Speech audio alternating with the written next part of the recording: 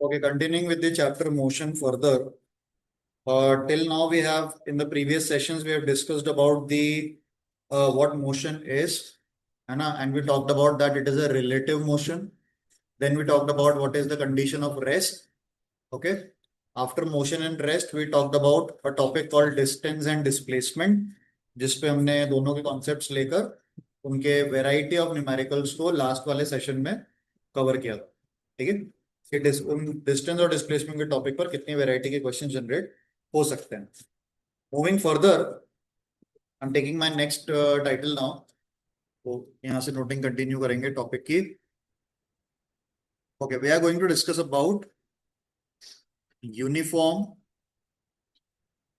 and non-uniform motion. We have to talk about two kinds of motion, uniform and non-uniform. इस title पे difference, reasoning, assertion reasoning create हो सकती है, उसके बारे में बात करके इसको क्लोज करते हैं। Uniform and non uniform motion पे अपन डिस्कस करने जा रहे हैं। ठीक है, will try to go in differentiation format, uniform और नॉन यूनिफॉर्म को सेपरेटली कंपेयर करते हुए वर्कआउट कर लेंगे पूरा। Now as the name suggests, uniform. Okay, yeah, something is happening in same format, uniform. Okay, what your same thing over here it is when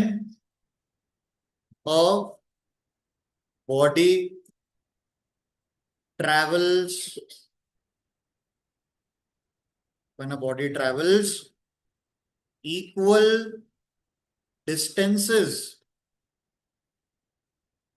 in equal intervals of time, okay, अगर हम equal distance equal time में cover कर रहे हैं regularly, तो हम uniform motion execute कर रहे हैं।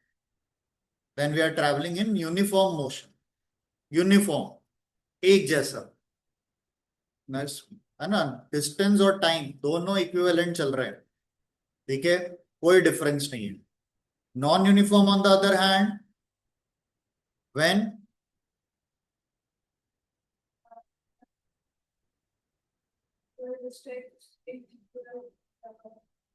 ओके, रादर प्लेसिंग थोड़ा सा इंप्रोवाइज कर देते हैं। When a body travels unequal distances in equal intervals of time, unequal distances in equal intervals of time, unequal distance in equal interval of time. Okay, थोड़ा सा प्रेजेंट करने की कोशिश करते हैं। स्टेटमेंट तो आ गया, प्रैक्टिकल ग्राउंड के उतर कर थोड़ा उसको विजुअलाइज करने की कोशिश करते हैं। Suppose a body is traveling in different parts. In the first 1 hour it traveled 40 kilometers. Example के फॉर्म में एक विजुअल प्रेजेंटेशन ट्राई कर रहे हैं। In the next 1 hour it again traveled 40 kilometer, and in the next 1 hour it again traveled 40 kilometers. Okay, so that's a uniform motion. Everything is smooth and in proportion. 40 kilometre per hour, 40 kilometre per hour, 40 kilometre per hour, यानी कि क्या same है, हमारी speed, गाड़ी की speed नहीं बदल रहे हैं अपन। अगर हमने गाड़ी को तेज या स्लो कर दिया होता तो मेरा 40 किलोमीटर चेंज हो जाता ना 1 आवर में। वही 1 आवर में अगर मैं धीमे चल रहा होता तो मेरा टाइम उतनी 1 आवर में मैं कम दूरी तक ट्रेवल कर पाता, और अगर मैं तेज चल रहा होता तो उसी 1 आवर में मैंने 40 से ज्यादा डिस्टेंस कवर कर लिया होता। पर मैं तो सेम टाइम में सेम ही डिस्टेंस ट्रेवल कर रहा हूं। दैट मीन्स यूनिफॉर्म मोशन में क्या सेम होती है, स्पीड सेम। स्पीड कांस्टेंट हो। तो एक एग्जांपल का वहीं से क्लियरिटी क्या आ गई, स्पीड इज कांस्टेंट। स्पीड का कांस्टेंट होना बहुत जरूरी है, तभी बॉडी यूनिफॉर्म मोशन एग्जीक्यूट कर सकती है या कर रही है। ओके, सेकेंड केस देख लेते हैं। सेकेंड केस में हमने इंटरवल्स फिक्स कर लिए कि अपन हर 1 आवर में चेक कर रहे थे कि हमने कितना ट्रैवल किया। जब कोई ट्रिप पे जाते हैं, एवरेज बिठाते हैं, तो यही होता है कि भाई हर वन वन आवर में हमने देखा यार अपन कितनी आगे तक आ चुके हैं, कितना ट्रैवल कर चुके हैं और कितना ट्रैवल करना है। मान लो पहले 1 आवर में क्या हुआ, थोड़ा ट्रैफिक था रोड पे, 40 की स्पीड पे ट्रैवल कर पा रहे हो। थोड़ी देर बाद हाईवे पे निकले, ट्रैफिक क्लियर हुआ, 70 की स्पीड में 70 किलोमीटर ट्रैवल कर लिया उसी 1 आवर। फिर अगले 1 आवर में कुछ 60 किलोमीटर ट्रैवल कर लिया। So that is the case of non-uniform motion where we are traveling different distances या unequal distances in the same amount of time. तो यहाँ पर स्पीड मेरी हर इंटरवल में मेरी स्पीड क्या हुई है, चेंज हुई है। यहाँ मैं 40 किलोमीटर पर आवर चल रहा था, यहाँ मैं 70 किलोमीटर से चल रहा हूँ, और यहाँ मैं 60 पे चल रहा हूँ। तो स्पीड इज नॉट कांस्टेंट या नॉन यूनिफॉर्म, उसको भी वर्ड यूज कर सकते हैं। Speed is non uniform, speed is not constant, variable speed है। नॉट कांस्टेंट होने का मतलब वेरिएबल भी हो सकता है। अलग अलग कंटेक्स्ट में शब्दों को लेके चलते हैं, कोई भी वर्ड कहीं भी रैंडमली यूज करने को आ सकता है क्वेश्चंस में। तो जानकारी जितनी ज्यादा शब्दों की हो उतना बढ़िया। ठीक है, ओके। अब जब भी यूनिफॉर्म यूनिफॉर्म वर्ड लिखा हुआ चैप्टर में आगे और भी चीजें आएंगी, अगर हमें कभी भी यूनिफॉर्म वर्ड से कुछ इंडिकेशन मिलता है तो उस चीज का ग्राफ हमेशा स्ट्रेट लाइन बनता है। And if the body is undergoing non-uniform motion, the speed is changing, distance is changing, the curve is rotated. So if we have a curve graph provided, it represents non-uniform status. And if we have a straight line provided, it always represents the uniform status. ठीक है, तो ये आपका uniform और non uniform का differentiation भी हो गया और कॉन्सेप्चुअल पार्ट भी हो गया। इतना वर्कआउट हमें इन दोनों टाइटल्स पे करना। ठीक है, that is the backup and the basics for uniform and non uniform motion.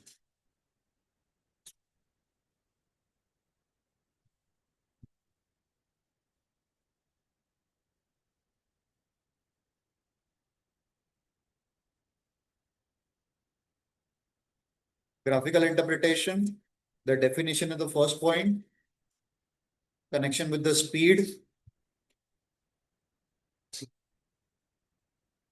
uniform and non-uniform motion. Okay.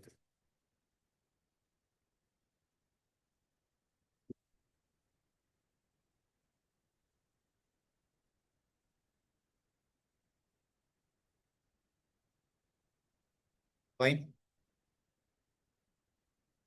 Okay.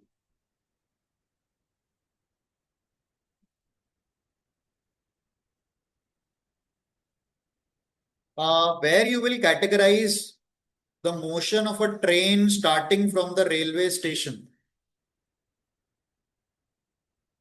where you will put that situation, uniform or non-uniform, because the train is continuously trying to increase the speed for that when it is leaving the station. तो continuous speed तो बढ़ानी है, तो वो पूरे time speed change होगी, यानी क्या होने वाला है, नॉन यूनिफॉर्म। हाँ, after a while it might convert that motion into uniform when it is traveling at a fixed speed, a fixed speed, a fixed speed. Yes. Okay. Now, so we can accordingly classify the motions. Right? Okay. After uniform and non-uniform, उसी topic से हमें हमारा अगला topic इसमें include आ गया है, connection बन चुका है। The next title that you're about to discuss, start our discussion on is speed. Okay, moving further. अब हमारा ये डिस्कशन आज का इस टाइटल के ऊपर फोकस्ड रहेगा. We are working out on the speed. Next title, इसके बारे में बात करते हैं. इसके कुछ टाइप्स आएंगे, उस पर डिस्कस करना है. इसको भी विजुअलाइज करने का ट्राई करना है कि what it is representing. Okay, speed. इसका डेफिनेशन लेते हैं पहले. What it is you might be knowing already. Speed, ये फॉर्मूला कहीं ना कहीं यूटिलाइज हो चुका है. Speed equal to distance upon time. Distance covered per unit time. Per unit time अलग अलग तरीके से इसको स्टेट किया जा सकता है. एक्सप्रेशन वही है, कितना डिस्टेंस कितने टाइम में ट्रैवल हुआ, है ना. एक स्टेटमेंट इसका ये हो सकता है. पहला, it is defined as defined as the distance covered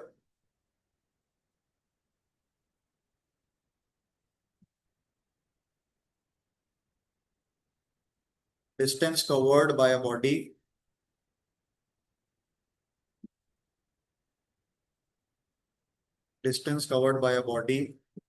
per unit time taken. पर यूनिट टाइम टेकन. जब भी आपको थ्रू आउट द फिजिक्स, जब भी ये पर यूनिट वर्ड अगर कहीं भी लिखा हुआ दिखता है डेफिनेशन में, यानी वो चीज अपॉन में है, उसके रेफरेंस में कवर हो रहा है. टाइम के रेफरेंस में डिस्टेंस कैलकुलेट हो रहा है. ठीक है, ओके. एक और स्टेटमेंट बताता हूं जिन वर्डिंग्स को हमें लेके चलना पड़ेगा. It is also stated as, इन शब्दों पे थोड़ा सा ध्यान रखना होगा, ये वर्ड्स कई जगह इस्तेमाल होते हैं इस चैप्टर के दौरान.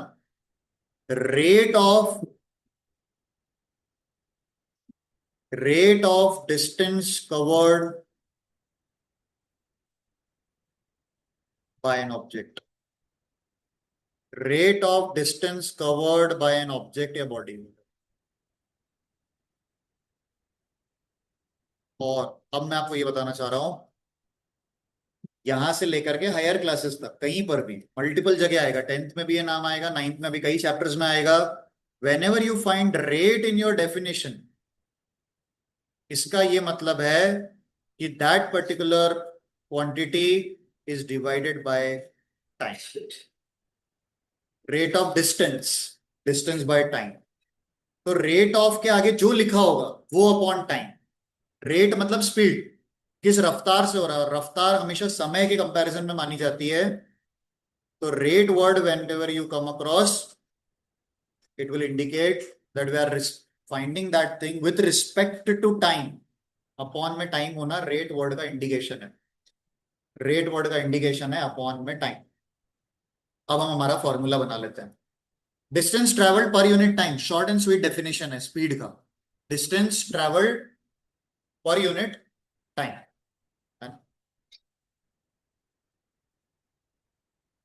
घर पे स्ट्रेस उतना ही कम होगा जितना यहाँ पे तैयारी कर लो.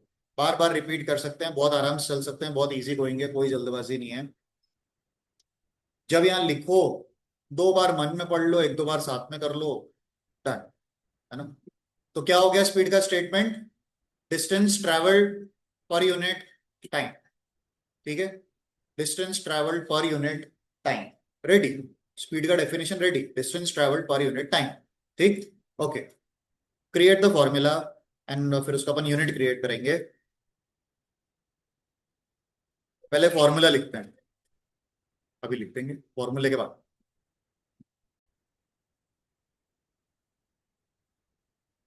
पहले हम क्रिएट कर लेते हैं इसकी, फॉर्मूला क्रिएट करते हैं. Speed is equal to distance upon time. ये basic expression that we already heard about. Speed is equal to distance upon time. Okay, इसी फॉर्मूला से हम यूनिट क्रिएट करेंगे। फिजिक्स में यूनिट्स याद रखने की नीड नहीं होगी किसी भी साल में। अगर फॉर्मूला रेडी है तो यूनिट बनाई जा सकती है, और इस यूनिट को एस आई यूनिट रिप्रेजेंट करते हैं। एस आई इंडिकेट्स सिस्टम में, फ्रेंच है, internationally.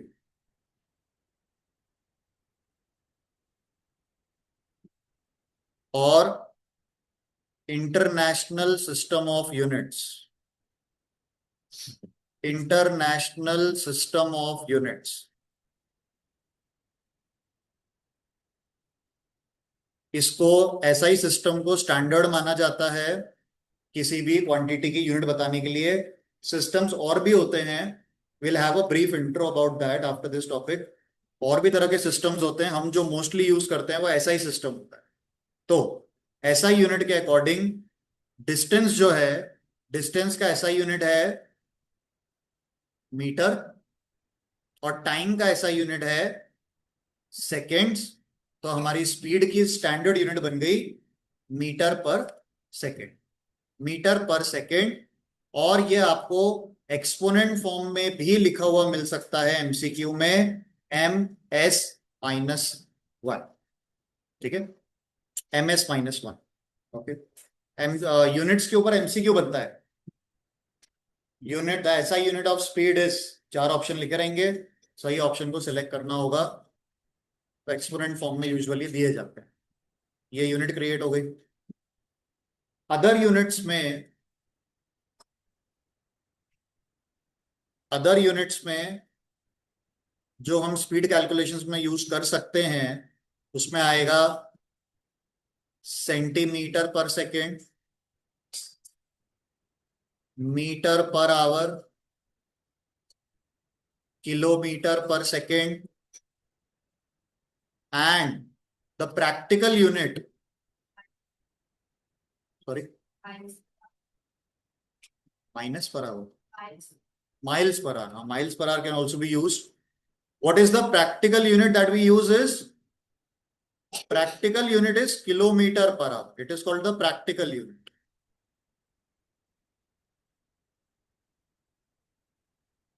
Day to day use में हम इस यूनिट का इस्तेमाल करते हैं, इसलिए उसको प्रैक्टिकल यूनिट कहा जाता है।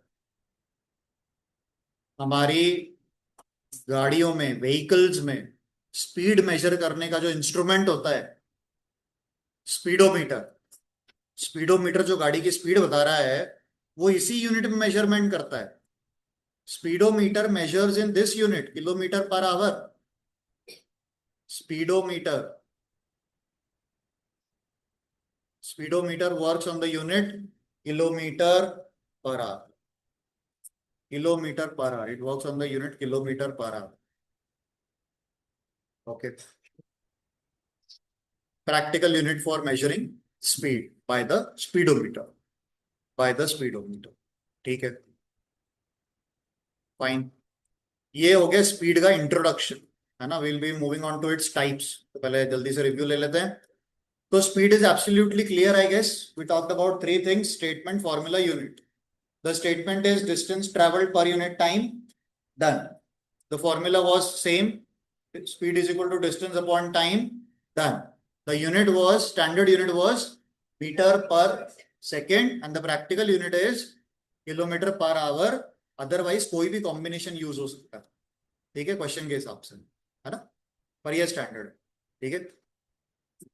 जैसे जो रॉकेट, स्पेसशिप्स, ये जो रॉकेट जाता है, वो स्पीड क्या यूज होती है? Kilometre per second, kilometre per second, क्योंकि वो बहुत छोटे से टाइम में बहुत ज्यादा डिस्टेंस ट्रेवल करता है। तो ऐसा उसका एप्लीकेशन उस तरीके से है, ठीक है। ओके देन, तो that was about the intro part of the topic speed. आगे बढ़ेंगे।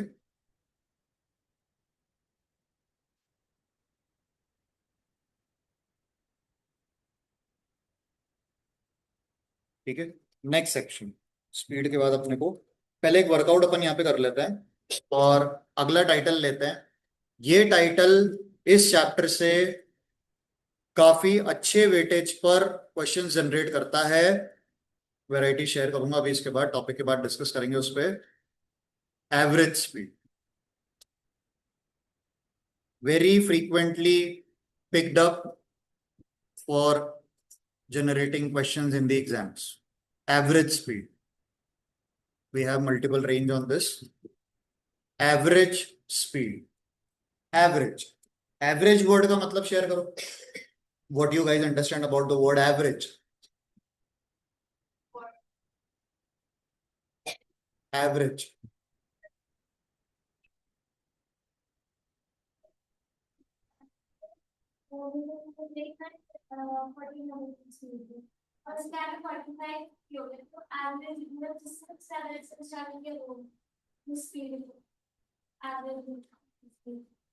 जिस स्पीड पे सबसे ज्यादा डिस्टेंस ट्रेवल किया वो तो मोड हो गई। मीन मोड मीडियन पढ़ा है क्या अभी तक एक बार भी? पढ़ा तो है। सिक्स या सेवन के मैथ्स में डेटा हैंडलिंग नाम के चैप्टर में मीन मोड और मीडियन आता था। What was mean? What is mean? How you find mean? Mean निकालने का फॉर्मूला याद नहीं रहा? Sum of all the observations divided by the number of observations. 5 numbers का मीन निकालना है तो पांचों को प्लस करो और 5 से डिवाइड कर दो। 10 नंबर का मीन निकालना है तो 10 को ऐड करो, 10 से डिवाइड कर दो। दो चीजों का मीन निकालना है तो 2 को ऐड करो, डिवाइड बाय 2 कर दो। मीन का ही दूसरा नाम है एवरेज। मीन का ही दूसरा नाम है एवरेज। एवरेज, ओके ठीक है। हमने ट्रैवलिंग उसने सही बिल्कुल करी। आप सिटी में ट्रैवल कर रहे हो, क्या आप सिटी का ट्रैवल एक ही फिक्स्ड स्पीड पे कर सकते हो? कि नहीं, मैं तो कम करूंगा ही, मैं तो स्पीड कम करूंगा ही नहीं। मैंने यहाँ से 40 की स्पीड उठाई है, मेरी गाड़ी 40 पे वहां पहुंचेगी। ऐसा हो पाएगा क्या? नहीं, वो फिर सीधा ऊपर पहुंचेंगे। हाँ, तो एक फिक्स्ड स्पीड पे आप नहीं चल सकते, यानी कांस्टेंट स्पीड पे नहीं चल सकते। आपने जब ड्राइव करना स्टार्ट ही किया था तब आपकी स्पीड 0 थी। फिर पहले 10 पे तो पहुंची ही होगी, सीधा तो 60 पे गई नहीं होगी। फिर 40 भी आई होगी, स्पीड ब्रेकर आया तो 20 पे भी करना पड़ गया। कोई बिल्कुल ही खड़ा हो गया तो 0 भी करनी पड़ गई। ये जो मल्टीपल मल्टीपल स्पीड्स हैं, इन सब का जब मीन निकाल दिया जाए तो वो स्पीड कौन सी स्पीड बन जाएगी? एवरेज। ठीक। हमने क्या कहा कि मैंने यहां से उज्जैन ट्रैवल किया, मैंने 60 किलोमीटर ट्रैवल किया, समझना, मैंने 60 किलोमीटर ट्रैवल किया। क्या ये पूरा 60 किलोमीटर एक ही स्पीड पे हुआ होगा? नहीं, बहुत सारे मल्टीपल इस केसेस हुए होंगे, 40 30 20 10 वगैरह वगैरह।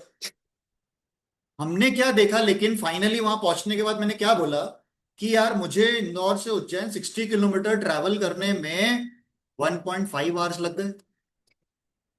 ठीक है, 1.5 आवर्स लग गए। मैंने बोला, सामने वाले ने पूछा यार तुम स्पीड कितनी रही तुम्हारी, मतलब? तो अपन ने बोला 60/1.5, distance travelled upon time taken. तो ये जो मेरा आंसर निकल के आ रहा है 40 का, ये मेरी कौन सी स्पीड है? एवरेज है। क्यों? क्योंकि मैंने इसमें टोटल डिस्टेंस और क्या इंक्लूड किया है? Total time. पर मेरा पूरा रास्ता 40 पे नहीं चल रहा होगा। 0 10 20 60 120 140 100 80 70 सब चले होंगे। तो जो आप ओवरऑल जर्नी, जो स्पीड आप ओवरऑल जर्नी के लिए बताते हो, वो आपकी कौन सी होती है? एवरेज स्पीड होती है। जो मैंने भी आपको करके दिखाया वही मेरा फॉर्मूला बनेगा। क्या? Total distance upon total time. ये एवरेज स्पीड है, यही उसका डेफिनेशन है, यही उसका एक्सप्रेशन बनने वाला है। तो that is how the concept works, average speed for the whole journey travelled. Okay, let's see. चलो स्टेट करते हैं और फिर फॉर्मूला बनाते हैं, है ना?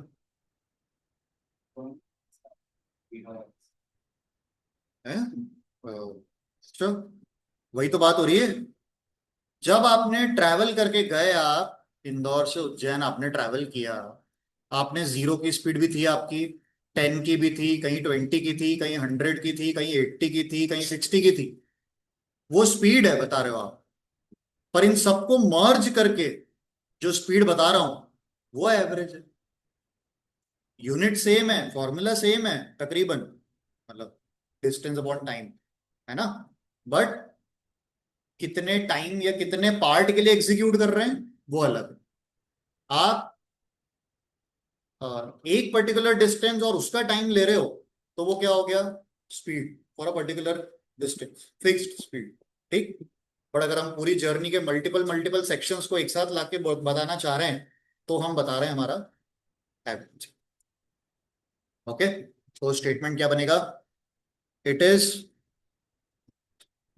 Defined as, it is defined as the, अच्छा एक और तरीके से स्टेटमेंट लिखवा देता हूं, अभी दो लिखवा चुका हूं, एक और देखो। ऐसा भी स्टेटमेंट बन सकता है या लिखा हुआ आ सकता है, ratio of, ratio of total distance travelled, ratio of total distance travelled to the total time taken. ये मोशन चैप्टर में डेफिनेशन लिखने के हमारे पास तीन तरीके हो गए। जो अपन ने स्पीड का पहले डेफिनेशन लिखा था, डिस्टेंस पर यूनिट टाइम, है ना।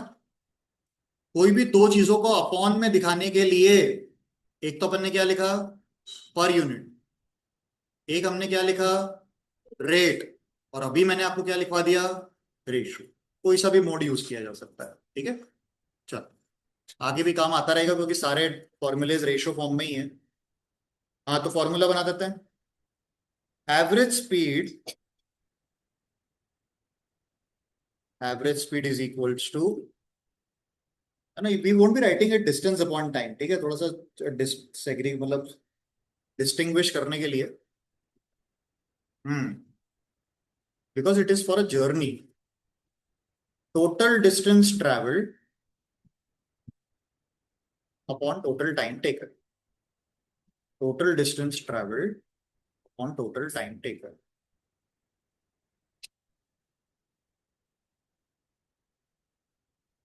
टॉपिक से साथ में बातचीत से कनेक्ट हो जाएंगे तो उसको प्रिपेयर करने में एफर्ट्स कम लगेंगे, और जब प्रैक्टिकल एप्लीकेशन वाले क्वेश्चंस आते हैं तो फिर वो बहुत क्लियरिटी चाहिए।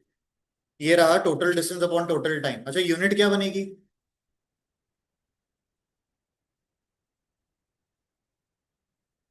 वही सेम, सेम ना। देखो क्वांटिटी थोड़ी चेंज हुई है, क्वांटिटी तो वही है। तो जब क्वांटिटी में कोई चेंज नहीं आता तो यूनिट भी कभी चेंज नहीं होती, आगे का नाम चाहे कुछ भी आ जाए, ठीक है। वही मीटर पर सेकेंड, किलोमीटर पर आवर, वही सब है। ठीक। ओके, इस पर एक एग्जीक्यूशन करके देख लेते हैं। चलिए, क्या समझे आप, जरा उसको अप्लाई करके देखें। Let's try. फिर इसके भी टाइप्स हैं, इसके केसेस हैं, देखते हैं। अभी क्या लिखो, an object travels 16 meter in 4 seconds, and then another 16 meter in 2 seconds. What is the average speed? Okay, let's do this.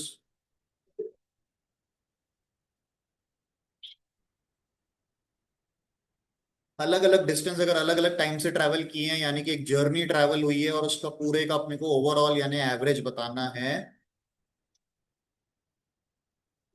Given data के हिसाब से फॉर्मूले का सिलेक्शन होता है और सिलेक्शन फॉर्मूले में डेटा पुट करके आंसर।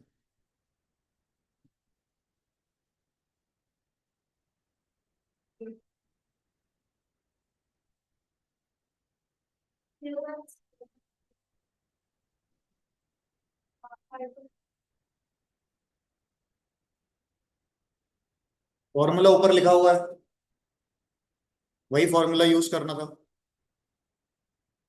और स्टैंडर्ड बात याद रखना बिल्कुल, numericals are always performed in SI units. Numericals are always performed in SI units. Average speed is equals to,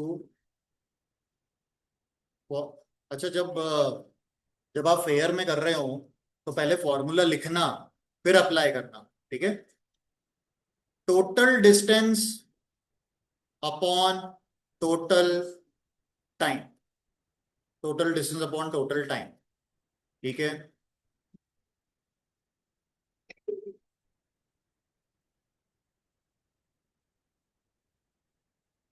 total distance upon total time, total distance is 32 and total time is 6.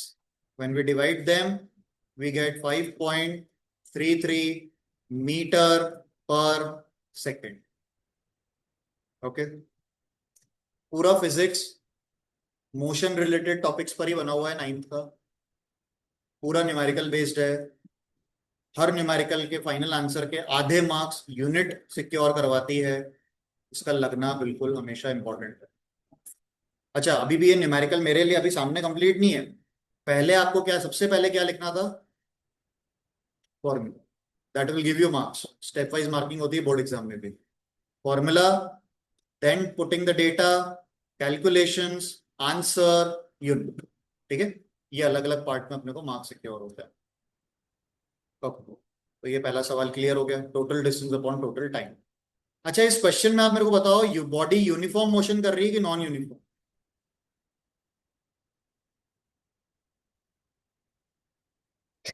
Uniform motion कहता है equal distance. She travelled 16 metre and 16 metre,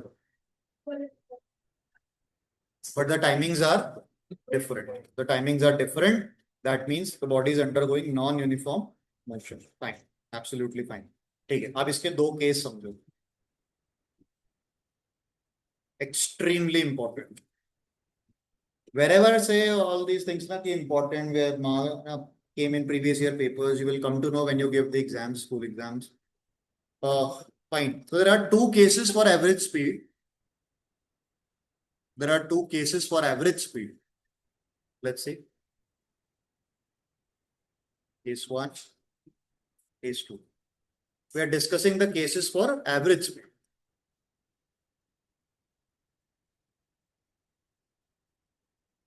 I'm giving you two direct short trick formulas that we can use in the numericals for easy calculation. What are these two cases? Let's see. If the body travels with two different speeds. Oh, one more thing. Hold on. We missed a thing, little thing. Let's see. वो जो आपने formula लिखा था speed equal to distance upon time का, वहीं पर वापस चलना है। और उस फॉर्मूले को हमने सिंबॉलिकली प्रेजेंट नहीं किया, उसको हमने सिंबॉलिकली प्रेजेंट नहीं किया।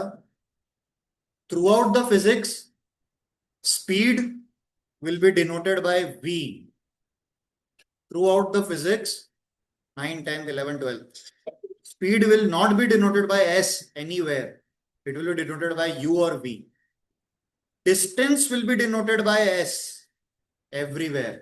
And T is time. That's default. तो वो फॉर्मूला बन गया V is equal to S by T. Okay. तो उसका सिंबॉलिक प्रेजेंटेशन कर देते हैं उसी फॉर्मूले के पास, फिर वापस आते हैं अपने केसेस पे। एवरेज स्पीड के दो केस। ओके, मैंने दो अलग अलग स्पीड्स पे, दो अलग अलग स्पीड, पहले थोड़ी देर मैंने V1 से ट्रेवल किया, थोड़ी देर मैंने V2 से ट्रेवल किया। Extremely important, I am marking, reminding you, very very important. You will find the questions, भी बुक में भी है और पेपर में भी मिलेंगे। we traveled with two different speeds, but the time taken was same. but the time taken was same. ठीक है? In that case, if we are asked about the average speed, V average ऐसे लिखते हैं इसको, VAVG, इसका notation है. That is find it out by V1 plus V2 divided by 2. Okay, that's the case 1. If the body travels with two different speed but for the same time. अभी दोनों पे एक एक क्वेश्चन लेंगे अपन, दोनों case पर, तो समझ में आएगा कि कैसे कनेक्ट करना है. If the body is traveling with two different speeds but with the same time, the average will be finded out by mean, V1 plus V2 divided by 2. Okay. Then case number 2.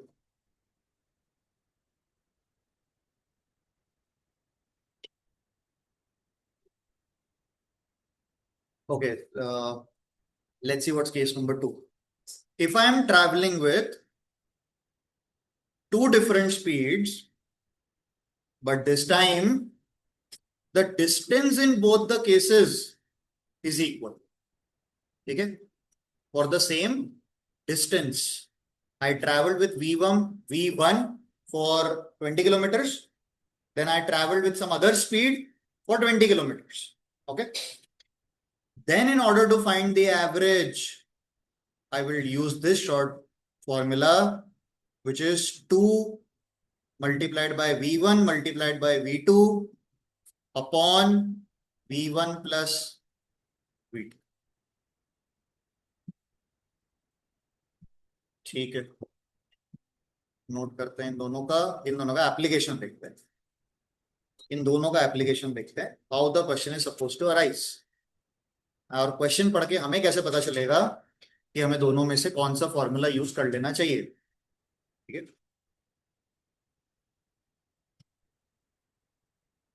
अभी जो हमने पिछला वाला numerical किया था उसमें इनमें से कोई भी फॉर्मूला यूज नहीं होता, क्योंकि वहां पे स्पीड दी नहीं है, डिस्टेंस और टाइम दिया था. तो डिस्टेंस और टाइम दिया था तो अपन ने एवरेज स्पीड का नॉर्मल वाला फॉर्मूला यूज किया. कौन सा? Total distance upon total time. ये फॉर्मूले तो यूज ही तब होंगे जब हमें स्पीड्स दी गई हो. ठीक है, डिस्टेंस और टाइम दिया है तो कोई बात ही नहीं है, फिर तो यही यूज करना है. लेकिन अगर डिस्टेंस नहीं दिया है और टाइम भी नहीं दिया है, सिर्फ स्पीड दी हुई है, तो ये फॉर्मूले यूज करने हैं, है ना. इनका यूटिलाइजेशन देखते हैं. लैंग्वेज से पता लगाना कौन सा केस यूज होगा. ठीक है, चलो ट्राई करते हैं. ओके, पहला ये लो, एक सवाल ये करते हैं. आइडेंटिफाई द एक्सप्रेशन, है ना, that will be easy.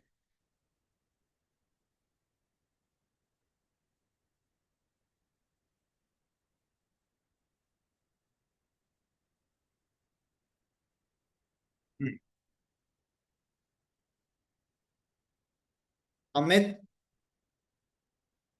while driving to school,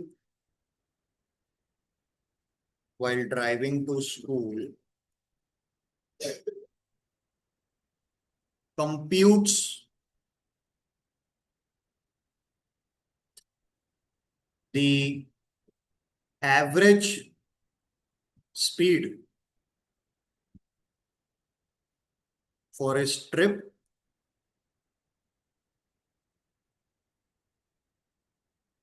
to be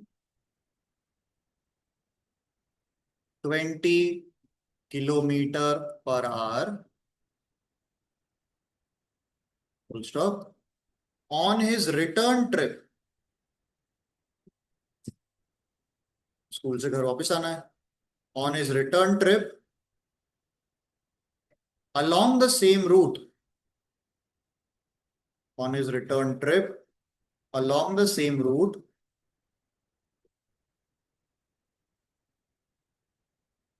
average speed is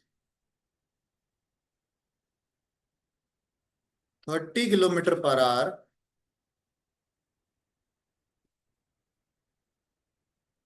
what is the average speed for his trip.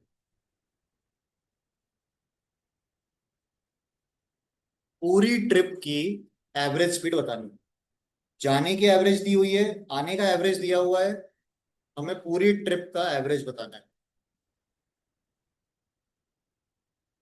Now based on the data, first you need to connect which case is applicable, case number 1 or case number 2.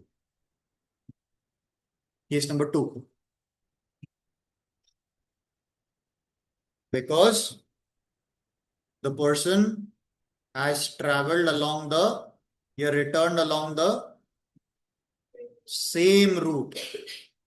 तो जितना distance घर से school का जाने का होगा, उतनी ही दूरी तो स्कूल से घर वापस आने की भी होगी, यानी distance travelled is same. Case number 2, the formula for average speed is, which formula to be utilized? 2v1 v2 upon v1 plus v2. एक स्पीड 20 है और एक 30 है, एक 20 है और एक 30 है, वैल्यू डाल दो, आंसर निकालना है. V average is equal to 2v1 v2 upon v1 plus v2.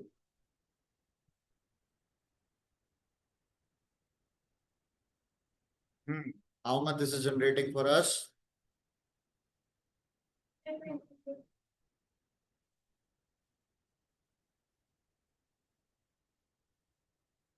2 into 20 into 30 divided by 50,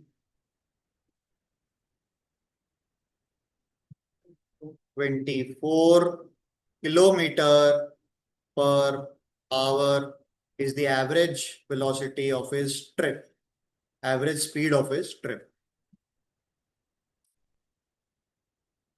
Always highlight the final answers in the box in mathematics and in physics numericals.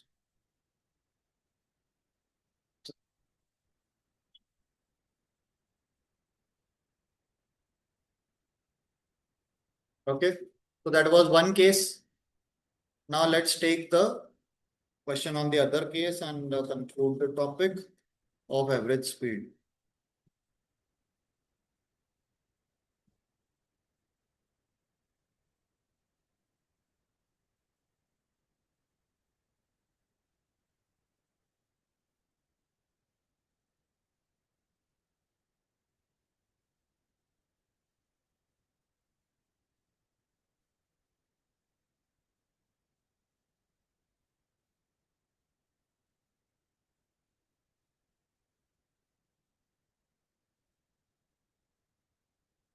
A car traveled, a car traveled 11 kilometers. Hold on, speed बतानी पड़ेगी ना, speed के साथ just तो traveled with 11 kilometer per hour for some time, and then with 15 kilometer per hour for same duration of time,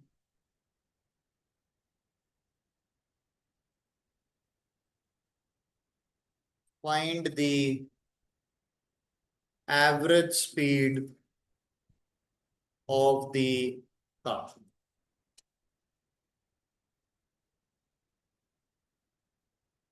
That's it. So since we have the same time duration for both the speeds, V1, V2, that's it. This time the case 1 will be utilized. Average is V1 plus V2 by 2. that right now gives us 11 plus 15 by 2, 26 by 2, which is 13 kilometers per hour.